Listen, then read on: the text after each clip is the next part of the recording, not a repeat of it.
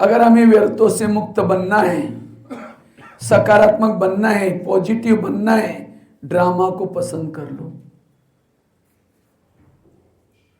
आप लोगों का अपना अपना ड्रामा पसंद आया?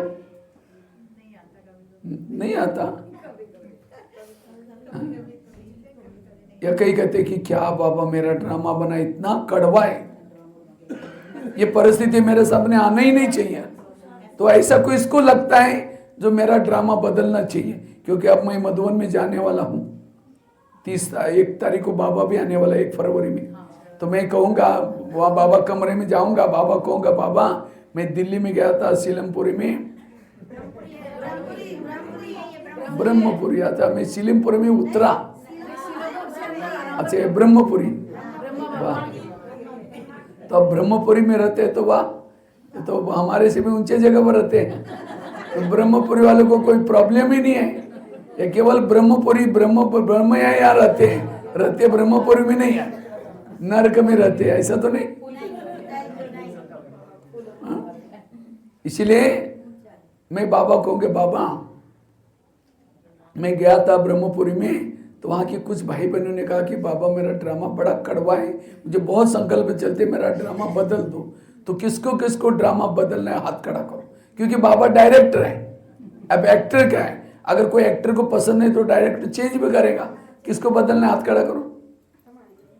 1-2 है, 1-2। अच्छा जिनको पसंद है वो हाथ खड़ा करो, जिनको पसंद है।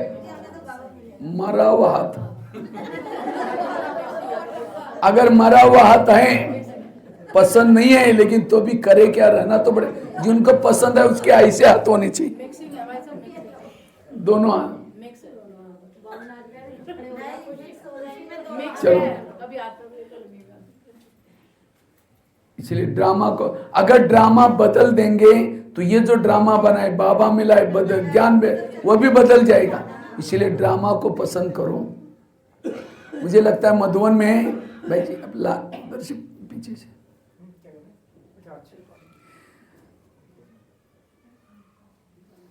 लास्ट में जो मधुबन में बाबा की मुरलियां चली है, क्या चली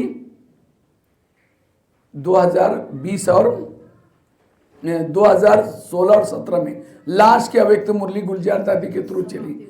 वाह ड्रामा, वाह वाह बाबा वाह। बाप के दिल में बच्चे, बच्चों के दिल में एक एक मुरली में 50 बार 40 बार शब्द आते थे।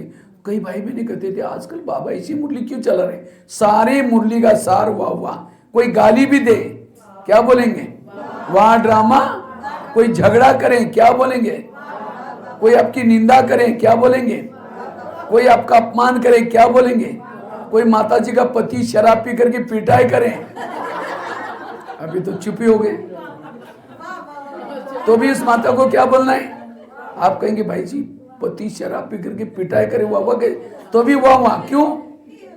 उसके लिए पति तो बहुत मिले ना, सतयुग में मिला था, त्रेता में मिला था, द्वापर में मिला था, अभी भी मिला है। सतयुग का पति तो बहुत अच्छा था, ना शराब पीता था, ना मारता था, ना पीटता था, सोने के महलों में रहता था। लेकिन क्या उस पति के कारण बाबा मिला।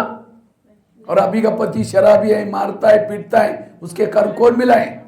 वो सतयुग, वो माता के लिए सतयुग का पति अच्छा है, अभी का पति अच्छा। हाँ इसलिए सतयुग से लेकर के लास्ट तक जो पति मिले इस पति के कारण मिले। अगर वो सहयोग न देता, वो धन कमा कर वो आपको नहीं देता, तो आप भंडारी में ना डालते, ना ज्ञान में चलते, तो सती की प्रॉपर्टी कहाँ मिलती। इसीलिए बाबा कहते हैं हमें पति को नहीं छोड़ना, घर को नहीं छोड़ना, सास को नहीं छोड़ना, गली को नहीं छोड़ना, उसी जगह पर रहो, पॉजिटिव बनकर। नजर बदलो तो नजारे बदल जाएंगे।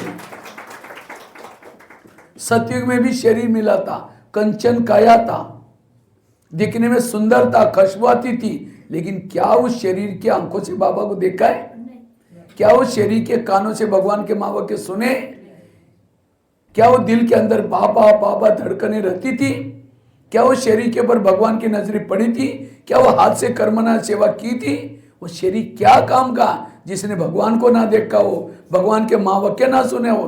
तो इसलिए शरीर कैसा भी हो, कुछ भी, संगम युग की हमारा हर चीज अच्छा है। सतयुग में भी सास मिली थी, कभी झगड़ा नहीं करती थी। उस समय भी दिल्ली में रहते थे आप लोग, उस समय भी दिल्ली में रहते थे। वो सास बड़ी अच्छी थी, कभी झगड़ा नहीं करती थी। उस सास के कारण बाबा थोड़ी मिला है। और अभी के सास भले झगड़ा हुआ है कैसी भी है, उसके कारण कौन मिला है। इसलिए एकांत में बैठ करके बाबा को, बाबा ऐसी सास मुझे 5000 साल के बाद भी जरूर देना, ऐसा ही पति मुझे देना। सतयुग में भी बच्चे मिले थे, वो राजकुमार थे, कहना मानते थे, मोबाइल नहीं देखते थे उस समय, बहुत अच्छे बच्चे थे। लेकिन उन बच्चों का कारण बाबा थोड़ी मिला है। इसलिए पॉजिटिव बनो, हर परिस्थिति में पॉजिटिव। वैसे तो हम 3 बाप के बच्चे हैं, लेकिन हमारी माँ कितने हैं? 4 माँ हैं, ब्रह्मा, मम्मा, लौकिक माँ, ड्रामा। 4 माँ के बच्चे दुखी कैसे हो सकते? और माँ तो माँ होती है, माँ कभी भी बच्चे का बुरा, अच्छा बच्चा बीमार है, माँ उसको दवाई पिलाती है, दवाई कड़वी है, बच्चा नहीं पीता, माँ फिर भी क्या करते हैं? उसके हाथ पकड़ कर मुंह में फिर भी ठोसती रहती है। क्यों? कड़वी दवाई जाएगी, कई बीमारी ठीक हो। इसी तरह कहीं को ड्रामा पसंद नहीं है तो भी ड्रामा माँ उसको रिपीट करती है, क्योंकि कड़वी बातों के पीछे ही कल्याण है। अगर वो बातें ना होती तो यहाँ आज ना होती। इसलिए ड्रामा की हर चीज कल्याणकारी है। और जो ड्रामा को पसंद करता है वो कभी भी नेगेटिव में नहीं जाएगा, वो सदा पॉजिटिव रहेगा। इसलिए बाबा कहते हैं स्वयं के ऊपर विश्वास रखो, बाप के ऊपर विश्वास रखो, ड्रामा ब्राह्मण परिवार के ऊपर विश्वास रखो, और ड्रामा के ऊपर विश्वास, व्यर्थों से मुक्त बनेंगे। इसलिए व्यर्थों से मुक्त बनने के लिए ड्रामा हमारी माँ है। कोई बच्चों को जब माँ थप्पड़ मारते कहाँ जाता है? बाप के पास। और क्या बोलता है? मम्मी ने मुझे थप्पड़ मारी। नहीं बोलता है ना, ये थोड़ी बोलता है मम्मी ने मुझे थप्पड़ मारी, इस मम्मी को बाजार में बेच करके दूसरी लेके आओ, बोलता है। लेकिन हमें जब ड्रामा में थप्पड़ मारते हैं कहाँ जाते हैं? बाबा के पास। और क्या बोलते हैं? बाबा मेरा ड्रामा बदल दो ना, माना इस माँ को बेच करके दूसरी लेके आओ ना। तो बाबा क्या कहता है? तुमको जाना तो तुम यहाँ से जाओ, मैं तुम्हारे कारण मेरी पत्नी को थोड़ी भगाओ। ड्रामा बाबा की पत्नी है और हम उसके बाबा भी भगवान होते हुए भी ड्रामा के अधीन है। बाबा को कई बच्चे कहते हैं रो रो में, बाबा जब दोपहर में जब दुख चालू होगा तब आप क्यों नहीं आए? कहता है मैं क्या करूं, मुझे ड्रामा ने नीचे बुलाया नहीं। तो भगवान भी ड्रामा की ये नहीं जबरदस्ती नहीं आता, उसको भी ड्रामा पसंद है। इसलिए वाह ड्रामा वाह, हर परिस्थिति में वाह वाह। और ये 4 माँ से सबसे महत्व की माँ है ड्रामा, क्योंकि मम्मा ब्रह्मा तो संगमी होता है, मम्मा भी संगमी में होते हैं, लौकिक माँ तो हर जन्म में बदलते हैं, लेकिन ड्रामा एक ऐसी माँ है पूरा युग में गोदी में लेके चलते हैं। इसलिए ड्रामा को पसंद कर लो। कुछ भी परिस्थिति आई, ड्रामा मुझको सिखाने वाली है। संगम युग में सबसे महान भाग्यशाली कौन? जिनके जीवन में प्रॉब्लम ज्यादा, समस्या ज्यादा, विघ्न ज्यादा, परिस्थितियां ज्यादा, वो भाग्यशाली। कुंती के सामने जब कृष्ण जाता है, कुंती को पूछता है तुमको क्या वरदान चाहिए? सोना चांदी जो भी मांगो, मैं तुम्हारी भक्ति का फल देने के लिए आया हूं। तो कुंती कहते मुझे सोना चांदी नहीं चाहिए, मुझे जीवन में समस्या चाहिए। तो कृष्ण कहता है तुम क्या मांग रहे? तथास्तु, तो तुम्हारी जो भी इच्छाएं पूर्ण हो जाए। फिर कहा कि तुमने समस्या क्यों मांगी? कहते समस्या होगी, अब सदा मेरे साथ में रहेंगी और आप मेरे साथ में रहेंगे, यही मेरा सौभाग्य। तो जिनके जीवन में समस्या ज्यादा है, कौन याद आएगा? बाबा। और जितना बाबा याद उतना पद ऊंचा। इसलिए बाबा कभी कभी बांधिली माता को याद करता है मुरलियों में। बांधिली माता का पद ऊंचा है। क्यों? जब पति तंग करता है, परेशान करता है, उसको कौन याद आता है? जितना बाबा याद आएगा पद ऊंचा। और जिन माताओं को पति तंग नहीं करता, बहुत प्यार करता है, उनका योग किसे लगाए? पति से। और जिसका योग पति से, उसका पद कुछ भी नहीं होगा। तो पति तंग करने वाला चाहिए, प्यार करने वाला चाहिए? इसलिए जितने विघन समस्या ज्यादा, उतना आगे बढ़ेंगे। इसलिए ड्रामा को पसंद कर लो। जो ड्रामा को पसंद करता है व्यर्थों से मुक्त है। पहली बात बताई कर्म गति, दूसरा बताया जो हुआ तीसरी बताई, रोज खिड़कियों को साफ करना, अमृत वाला करना, क्लास के पहले योग करना, रोज की मुरली यहाँ सुनना। और चौथी बताई, निगेटिव को क्या बना दो, पॉजिटिव, जिसमें तुकाराम महाराज का एग्जाम्पल बताया। और पांचवा बताया, ड्रामा को पसंद करना। छठी बात है, अगर हमें व्यर्थों से मुक्त बनना है, पॉजिटिव बनना है, उसके लिए कोई कुछ भी कहता है, कोई कुछ भी बोलता है, उसको ज्यादा सोचो नहीं। हम सोच करके बात को क्या बना लेते हैं, बतंगड़ बना लेते हैं, राई को पहाड़ बना लेते हैं। व्यर्थ सोचना अर्थात दलदल में फंसना। इसलिए कुछ भी होता है उसको बुद्धि से निकाल दो। कई कहते भाई जी निकलता ही नहीं, अगर नहीं निकलता इसका मतलब आपको ज्ञान की कमी है। एक व्यक्ति ने गधा पाला था, गधा अचानक कुएं में गिर गया। मालिक को लगता उसको निकाले नहीं निकाले, क्या करें। लास्ट में सोचे वैसे ही बूढ़ा हो गया, अब निकाल करके क्या फायदा, इसी कुएं के अंदर उसको दफना लेते हैं। आस पास वालों को कहते हैं, सबको बुलाया, कहा कि मेरा गधा कुएं में गिरा है, दफनाना है, फावड़ा लेके आ जाना। तो सभी ने फावड़े ला करके मिट्टी डालना शुरू किया। गधा तो जिंदा था, नीचे से चिल्लाना शुरू किया, कोई सुनता ही नहीं। लास्ट में गधे ने सोचा कोई सुनने वाला है ही नहीं, चुप हो गया। उसके बाद जो भी मिट्टी आती है झाड़ करके नीचे गिराता है, झाड़ पैर के नीचे ढेर होता गया, एक एक पाँव ढेर भरते कुएं से बाहर आ गया। गधा समझदार था। अगर इतनी भी अक्ल हम उससे सीखेंगे, आज हमें भी लोग मिट्टी डालेंगे, ये ऐसी है, ये कुछ नहीं करती है, जितना चिल्लाएंगे उतना और ही दब जाएंगे। इसीलिए रात को सोते समय कोई कुछ भी बोलता है, रात को सोते समय झाड़ दो, झाड़ दो। कई कहते झड़ता है नहीं, बहुत कड़वा बोला, जिसका भला किया उसने बोला।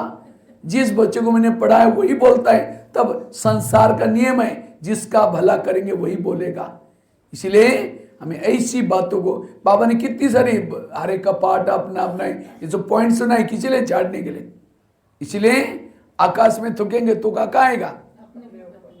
ऐसी बातों का चिंतन करने से अपना टाइम चला जाएगा, अपना ही घाटा है। इसलिए कोई कुछ भी कहता है, ऐसी बातों को झाड़ दो। ये है समझदारी। क्योंकि बड़ा बनने के लिए सहना पड़ता है, बिना सहन करते कोई बड़ा, जैसे दही बड़ा खाते हैं, दिल्ली में तो खाते हैं ज्यादा, हरियाणा दिल्ली और पंजाब का ये आइटम है। ये 2-3 स्टेज में बनता है खास दही बड़ा। रात को उड़द की दाल को पानी में भिगोते हैं, सवेरे उसको मिक्सी में पीसते हैं, आटे को फेंटते रहते हैं। कब तक, वो फेंटने के बाद उसको एक ग्लास में पानी रखते हैं, उसमें डालते हैं। वो अगर डूब गया उसका बड़ा ठीक नहीं बनेगा, और उसको फेंटते रहते हैं ना, जब तक नहीं तैरता तब तक उसको फेंटते रहते हैं। फिर क्या करते हैं, गरम गरम तेल में छोड़ते हैं उसको। आजकल मेंदू वड़े की मशीन आती है, उसमें डाल करके छोड़ते हैं, तो गरम तेल को भी सहन करता है। वो करारा होने तक ऊपर नीचे करेंगे, उसके बाद निकाल करके ठंडे पानी में डालना, ठंडे पानी से निकाल करके जोर से उसका पानी निचोड़ दिया। दही में थोड़ी डालते हैं, पहले पानी निचोड़ देते हैं। निचोड़ते समय टुकड़े टुकड़े हो गया, मेहमान नहीं खिलाएंगे, रिजेक्ट हो गया। दबाने के बाद जो साबुत है उसको प्लेट में रखेंगे, फिर दही डालेंगे, ऊपर से इमली की चटनी डालेंगे। इमली की चटनी में भी काला नमक, सफेद नमक, चीनी का बुरा, उसके ऊपर भुना हुआ जीरा पाउडर डालेंगे भून करके पीस के, फिर लाल मिर्ची डालेंगे, अगर हो सके तो हरा धनिया भी डालेंगे। तब दही बेड़े की प्लेट तैयार। जिसके सामने आएगी मुंह में पानी आता है, वाह बड़ा कितना अच्छा बना।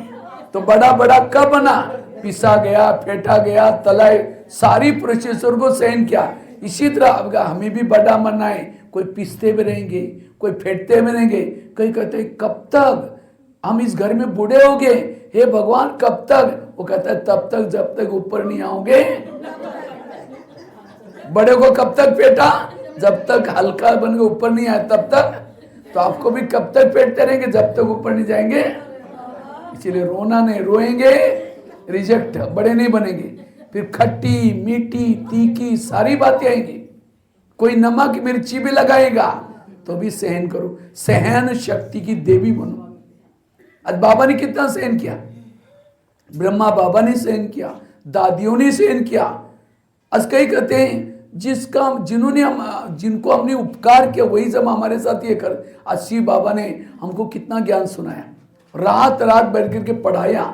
देवी देवता बनाया, और जब सतयुग में गए उसी बाबा को याद किया, आपके बेटे को पढ़ाया लिखाया, शादी में आपको बुलाया ही नहीं, नींद आएगी आपको?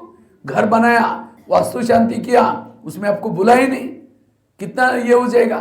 तो आज हमको बाबा ने पढ़ाया, देवी देवता बनाया, सतयुग में गए, सोने के महल में प्रवेश किया, क्या बाबा को बुलाया, भोग लगाया, स्टिकर लगाया, बाबा ऊपर दुखी बना? ये कैसे बच्चे हैं, मेरे कारण उनको घर मिला, स्वर्ग मिला, और मेरे को बुलाया ही नहीं।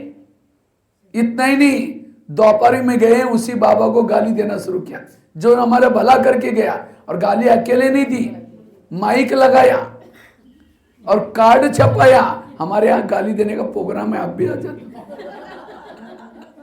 और सुनने के लिए ऊपर माइक लगाया, सुन ले।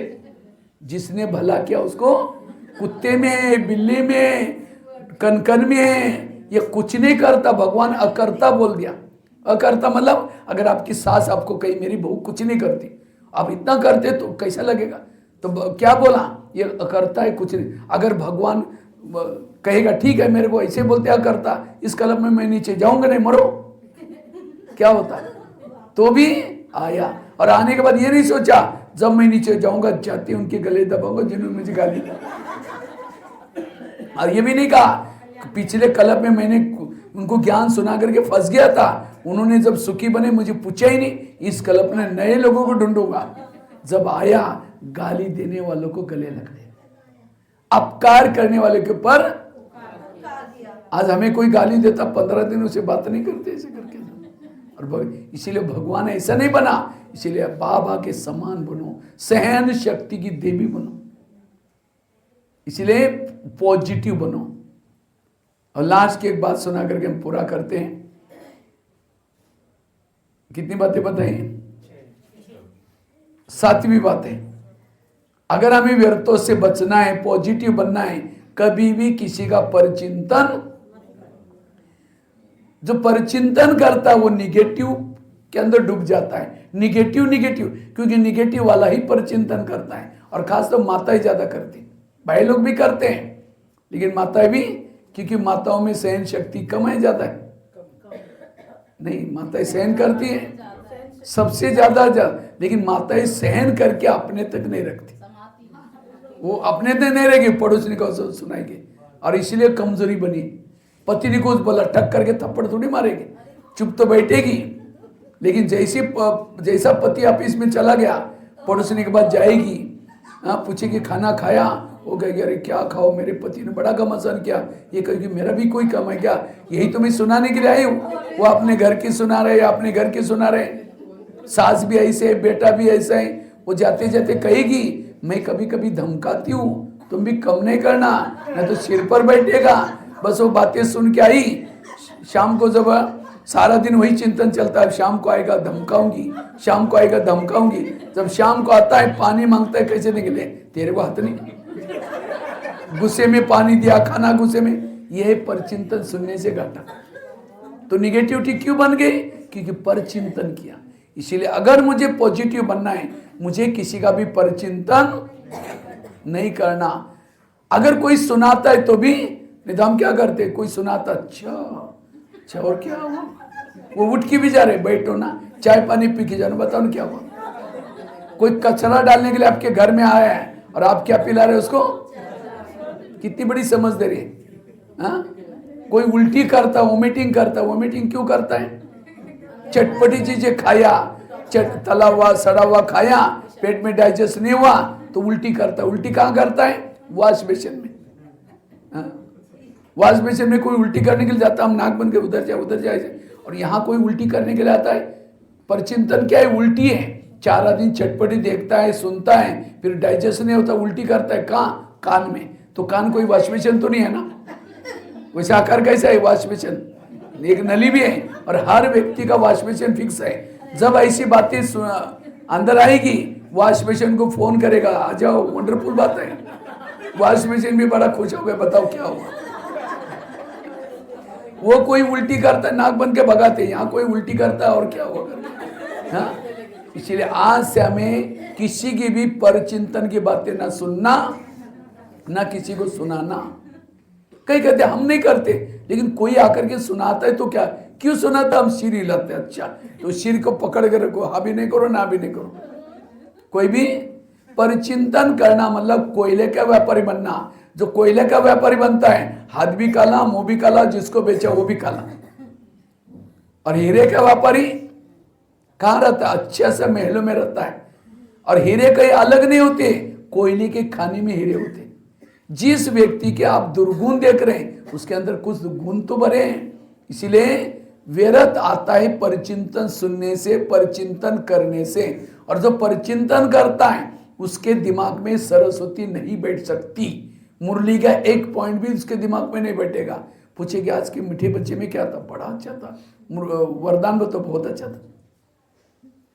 क्यों? दिमाग से नहीं। इतना ही नहीं, जो परिचिंतन करता उसके बुद्धि को ताला लग जाता है। जैसे कोई फैक्ट्री से धुआं निकलता है, गवर्नमेंट क्या करता है? पोल्यूशन हो जाएगा। इसी तरह हम परिचिंतन करेंगे तो बाबा ऊपर से देखेगा, ब्रह्मपुरी से देखेगा, ये नीचे ब्रह्मपुरी से कौन से फैक्ट्री से धुआं निकल रहा है, दिल्ली के ब्रह्मपुरी से कौन सा, तो उसकी बुद्धि का ताला बंद। फिर न परम धाम दिखता है, न फिर धीरे धीरे ज्ञान से चले जाएंगे। बाबा कहते हैं मेरे अच्छे अच्छे बच्चे थे, ज्ञानियों करते थे, लेकिन आज वो ही नहीं, चले गए। क्यों चले गए? उन्होंने धुआं निकालना शुरू किया, इसलिए यहां से आपको तो नहीं जाना ना। इसलिए आज से ये पक्का करो, मुझे किसी का परिचिंतन न सुनना ना करना। बाबा कई भी आप मुरली में कहते हैं ना, बच्चे झगमई झगमई नहीं करो, बच्चे किसी का परिचिंतन नहीं करो। इसलिए परिचिंतन करने वाला निगेटिव है, व्यर्थ है। जो भरा हुआ कचरा क्या करे? उल्टी कर रहे। और उसके दिल में भगवान कैसे रहेगा? कई तो क्या करेंगे, पीछे से किसी की बुराई करेंगे, वो बहन ऐसे, वो भाई ऐसे, वो ऐसा करता है। अचानक जिसकी बुराई करे वो आ गए, ओम शांति। अभी हम आपको याद कर रहे थे, मुख में राम बगल में छुरी। ये क्या है? उसके दिल में बाबा कैसे बैठेगा? वो शांति का अनुभव कैसा होगा? इसलिए हंस बनो। हंस अर्थात अंदर बाहर स्वच्छ। कवे के पर तो सरस्वती माँ थोड़ी बैठे, और जहां सरस्वती नहीं वह लक्ष्मी आ नहीं सकती। इसलिए पर चिंतन से बचना। एक सत्संग चलता था, उसमें बहुत सारे लोग आते थे। तो एक दिन एक शिष्य गुरुजी को कहता है, गुरुजी मुझे एक वरदान चाहिए। तो गुरुजी ने कहा क्या वरदान चाहिए? कहते हैं मेरे बारे में सबके दिल में क्या चलता है ये मैं जानना चाहता हूँ। तो गुरुजी ने कहा ठीक है, मैं तुम्हें वरदान देता हूँ और साथ में एक छड़ी देता हूँ। छड़ी मतलब मांत्रिक डंडा। जब भी तुम्हारे बारे में सबके दिल में क्या चलता है वो जानना है, इस छड़ी को दिल में रखो, उस व्यक्ति का नाम लो तो पता चलेगा। तो छड़ी दी, वरदान दी, शिष्य चला गया। अचानक शिष्य को याद आता है, पहले मैं गुरुजी की चेकिंग करता हूँ, गुरुजी के दिल में मेरे बारे में क्या चलता होगा। तो रुक करके छड़ी को दिल में लगाया, गुरुजी का नाम लिया, तो थोड़ी सी छड़ी काली हो गई। तो उसको लगता है अरे गुरुजी के अंदर मेरे बारे में कालापन है, इनको गुरुजी बना करके फायदा क्या? आश्रम में आना बंद हो गया। एक दिन हो गया, 2 दिन हो गया, तो गुरुजी की नजर एक दिन गई, अरे 1 महीने से ये चेयर खाली है, क्या बात है? तो गुरुजी खुद उसके घर में गए, पूछा जी क्या जी आजकल 1 महीने से आप नहीं आ रहे आश्रम में? कहते नहीं जी गुरुजी आजकल थोड़ा परीक्षा का समय बच्चों का, आजकल मेरी तबीयत थोड़ी ऊपर नीचे हो रहे हैं, आजकल खेती का काम चल रहा है, आजकल थोड़ा सा मेहमान घर में आ रहे हैं। तो गुरुजी ने कहा 6 साल से आश्रम में आते थे, आंधी आए तूफान आए कुछ भी नहीं गुरुजी, नहीं जरूर कुछ बात है। कहा कि गुरुजी आपके अंदर मेरे बारे में कालापन है। तो छड़ी ने में से देख लिया। तो गुरुजी ने कहा अच्छा ये बात है क्या, लेकिन तुमने देखा कि तुम्हारे अंदर औरों के बारे में कितना कालापन है? कहा कि नहीं देखा। देखो शीशे ने छड़ी को दिल में रखा, अपना नाम लिया, पूरी छड़ी काली हो गई। गुरु की कितनी काली थी? थोड़ी सी काली थी गुरु की, बाकी सारी सफेद। और शिष्य की थोड़ी सी सफेद थी, बाकी पूरी काली। तो अपनी काली देकर के सिर झुकाया। गुरुजी ने कहा कोई बात नहीं, मैं जब आश्रम में आया था शुरू में मेरी भी छड़ी पूरी काली थी, लेकिन मैंने योग करके, ध्यान लगा करके, सेवा करके, दान पुण्य करके इतनी बची है। अब मैं भी कर ही रहा हूँ, मैं इंसान हूँ, ये तो कुछ दिन के बाद निकल जाएगी। लेकिन तुम मेरे को देख करके आश्रम में आना बंद करोगे, जो सफेद बन रहे वो भी काली हो जाए। तब वो शिष्य करता है, फिर शिष्य कहता है गुरुजी मैं कितनी भूल करने जा रहा था। गुरुजी ने कहा कोई बात नहीं, कभी भी बड़ों की कमजोरी मत देखना, ये कहानी किसी और की नहीं, ये हमारी, हम भी यहाँ आते आते आते हमारी जो काली आत्मा थी, पतित आत्मा थी, पावन बनना शुरू हो जाते हैं। जैसे पावन बनना शुरू हो जाते हैं तो हम क्या करते, बहनों के संपर्क में आएंगे या सेवा के संपर्क में आएंगे। जैसे जैसे संपर्क में आएंगे फिर कहेंगे यहाँ जो पैसे देते ना उनको खास आगे करते, फलानी बहन जी ऐसे हुआ, ऐसा है, उस सेंटर पर ऐसा चलता है, पैसे की कोई कदर नहीं है, कुछ न कुछ दोष देखेंगे। अब जब दोष देखेंगे, जब हम किसी के दोष देखते हैं सबसे पहले हमारी भावनाएं बिगड़ जाती हैं, भावनाएं निगेटिव, और जिसकी भावना निगेटिव है उसका योग खत्म। भावना और योग इसका बहुत गहरा कनेक्शन है। जितनी मधुबन के प्रति भावना, सेंटर पर रहने वाली बहनों के प्रति भावना, सेंटर के प्रति भावना, भाई बहनों के प्रति भावना, जितनी भावना अच्छी उतना योग अच्छा। इसलिए अगर कोई आपको निगेटिव बातें सुनाता, हाथ जोड़ो प्लीज, ऐसी फालतू बातें हमको नहीं सुनाओ। जिसको भी बाबा कहते बच्चे संग दोष से बचे रहो। ये संग दोष मतलब अज्ञानी की बात नहीं, कोई ज्ञानी भी है, कोई मधुबन की सेंटर की उल्टी से उल्टी बातें सुनाता है, ये भी संग दोष है। इसीलिए ये निगेटिव है, ये भी निगेटिव है, इससे बचना है। इसलिए हमें पर चिंतन से बचना। ये परचिंतन स्थिति को बिगाड़ता है। जो परचिंतन करता है बाबा उसको प्यार, किसी के घर में जाओ उनके बच्चे भी बैठे हैं, बाप भी बैठा है, बच्चों को कहेंगे बच्चे ठीक नहीं, नालायक है, ऐसा है वैसा है, और बाप को कहेंगे बहुत अच्छा, आप कितने अच्छे हैं, बाप कहेगा तुम पहले यहाँ से भाग जाओ। हर मम्मी पापा को बच्चे अपने प्यारे होते हैं, लूला हो लंगड़ा हो कैसा भी। तो सारे संसार के जितने भी लोग हैं किसके बच्चे, चाहे आपकी भाई है, बहन है, भाभी है, पड़ोसनी है, सब, और हमारे बीके जो भी है, बीके नॉन बीके, किसके बच्चे। अब उन्हीं के सारा दिन गिलानी करेंगे, फलानी ऐसी है, ये ऐसी है, और शाम को योग में बैठेंगे, मीठे बाबा, प्यारे बाबा, शांति के सागर, दया के सागर। बाबा कहेंगे मैं भूल गया, मुझे याद दिला रहे, पहले तुम यहाँ से भाग जाओ। प्रैक्टिकल है, भगवान से प्यार करना है, भगवान ही रचे हुए हर इंसान मुझे प्रिय चाहिए, क्योंकि उनका पाठ दिया हुआ है। जैसे नाटक होता है, नाटक में डायरेक्टर स्क्रिप्ट देता है, लिखत, भाई तुम्हारे ये गाली देने का डायलॉग है, इसको ऐसे बोलने का डायलॉग होता है, और जब गाली बोलता है उस समय सामने वाला बोलता है ये गाली वाला ना बोलना नहीं मेरे को, वो कहे मैं क्या करूं भाई, डायरेक्टर मेरे को निकाल देगा नहीं तो। और जब कोई गाली देता भी है तो सामने वालों को धड़कन बढ़ जाते हैं उस समय। इसी तरह पति की स्क्रिप्ट अलग है, बच्चे की स्क्रिप्ट अलग है, आपकी स्क्रिप्ट अलग है। कोई माता कहते मेरा पति मानता ही नहीं है, अरे तुम्हारी मानेगा वो, उसका जो डायलॉग है उसकी मानेगा। अगर पति ने गाली भी दी, क्या कहो, वाह इन्होंने क्या डायलॉग बजाया, मजा आ गई। हाँ, इसलिए पर चिंतन से बचना। आज से किसी का भी परचिंतन करना, अर्थात किसी के कान में उल्टी करना या खुद के कान में उल्टी लेना, और जहां उल्टी होते हैं तो वह मच्छर मक्खी पैदा है। इसलिए किसी के दोष ना देखना, पर चिंतन से बचना। लास्ट में एक स्टोरी सुना करके मैं पूरा करता हूँ। एक शिष्य था, भगवान के पास जाता है, कहता है भगवान मैं जीवन में आगे बढ़ना चाहता हूँ, मैं अपनी उन्नति करना चाहता हूँ। भगवान ने कहा ठीक है, मैं उसके लिए तुम्हें वरदान देता हूँ और साथ में 2 थैले देता हूँ। एक थैले के अंदर भगवान ने कहा एक थैला पीठ के पीछे रखना, दूसरा थैला कहाँ रखना, आगे। और भगवान ने कहा जो पीठ के पीछे थैला है उस थैले के अंदर तुम्हारे आस पास पड़ोस में जो भी लोग रहते हैं सभी के अंदर क्या क्या बुराई है उस बुराई का चिटकी बना के डालिए। उस थैले को कहाँ रखना, पीछे बांध करके पीछे रखना। और आगे वाले थैले में तुम्हारी खुद की बुराई है, तुम जिद्दी हो, किसी को नहीं मानते हो, ये बुराई है, वो थैले को खुला रखना। बीच बीच में जब भी टाइम है हाथ डाल के दिखाना, देखना कि मेरे अंदर क्या क्या दोष है, उसको परिवर्तन करना। बस इतना करो तुम्हें सब मिलेगा, जाओ। लेकिन थैले का ध्यान रखना।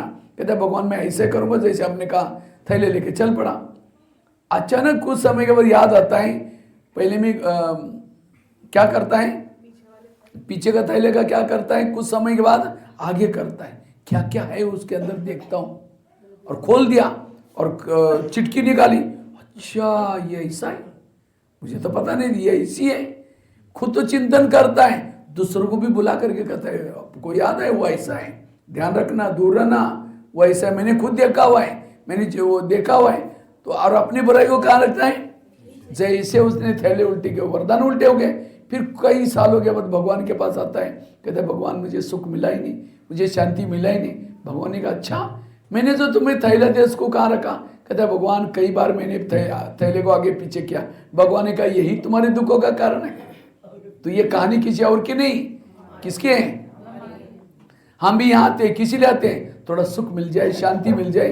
तो बाबा में हमें वरदान देता है, साथ में 2 थैले देता है, दूसरे की बुराई को पीछे रख और अपने बुराई को। हम बाहर जाकर के क्या करते हैं? पीछे का थैला। इसलिए आज से हमें ये धारणा पक्की करनी है, कभी भी किसी के नेगेटिव, ये परचिंतन व्यर्थों का कारण है। इसलिए आज से कभी भी किसी का परचिंतन, स्वचिंतन करो। कई तो योग में बैठते तो भी व्यर्थ चिंतन चलता है। समझे कोई माता योग लगाने के लिए आ रहे हैं, आते आते रास्ते में क्या देखती है? बहुत अच्छा सब्जी वाला है, कितनी अच्छी सब्जी है, चलो आज बैंगन ही लेके जाएंगे और बड़े बड़े बैंगन है, भरता ही बनाएंगे बैंगन का। फिर सोचेंगे मुरली सुन करके जाते से में लेके जाएंगे, यहाँ करके बैठे, लाल लाइट चल रहा है, गीत बज रहे हैं, शुरू करेंगे मैं आत्मा हूँ, शांत स्वरूप हूँ, शक्ति स्वरूप हूँ। फिर तो झोला तो लाए नहीं, थैला तो लाए नहीं, अब सब्जी वो बैंगन कैसे लेके जाओ? फिर कह के ठीक है उसके पास तो प्लास्टिक का झोला तो होगा ही। फिर दोबारा शुरू करके मैं आत्मा हूँ, शांत स्वरूप हूँ। फिर सोचेंगे गैस के ऊपर जो दूध रखा था, मैंने गैस को कम किया था या बंद किया था, कम किया, चलो कोई बुझा ही देगा। फिर कहेंगे ठीक है मैं आत्मा हूँ, शांत स्वरूप हूँ, शक्ति स्वरूप हूँ। फिर सोचेंगे घर में तो मेहमान आने वाला था, मैंने सोचा था उनके लिए चने बनाऊंगी, छोले, लेकिन रात को तो भिगो ही नहीं, चलो छोड़ो कुछ और बना देंगे, मैं आत्मा हूँ।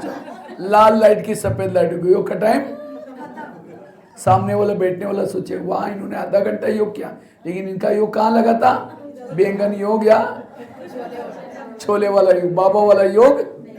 अगर ऐसा योग करेंगे तो क्या आपके अंदर ताकत आएगी, आत्मिक स्थिति बनेगी। इसलिए ध्यान में भी बैठने के बाद चेक करो कि मेरा ध्यान कहाँ जाता है, ध्यान कहाँ भटकता है। इसलिए बुद्धि को यथार्थ लगाना, यह है पुरुषार्थ। तो वर्तमान अनुसार ये 7 बातें याद रखना, 7 बातों से बचेंगे, व्यर्थों से बचे। पहली बात कौन सी सुनाई? कर्म गति को समझना। दूसरी बात कौन सी सुनाई? जो हुआ अच्छा हुआ। और हर पॉइंट में एग्जाम्पल आपको सुनाए। मुझे लगता है ये क्लास आप जैसे कि वैसे किसी को रिपीट भी कर सकते हैं। आधा घंटा लगेगा आपको रिपीट करने के लिए। कौन से थॉट से क्या बीमारी होती है, 20 साल सुनाया। निगेटिव से क्या क्या होता है, वो आगरा वाली घटना सुनाई, उसके बाद वो बच्चे की घटना सुनाई, साथ में मंत्रा वाली बात सुनाई, खिड़की वाली बात सुनाई। रोज हमें 3 बातें करना। चौथी कौन सी बताई? कोई कुछ भी कहता है ऐसी बातों को झाड़ देने वाला। तुकाराम महाराज का एग्जाम्पल बताया, और साथ में छड़ी वाली बात बताई, थैले वाली बात बताई। कभी उल्टी भी, ये टोटके भी याद रखेंगे, आपको सारा क्लास याद रहे।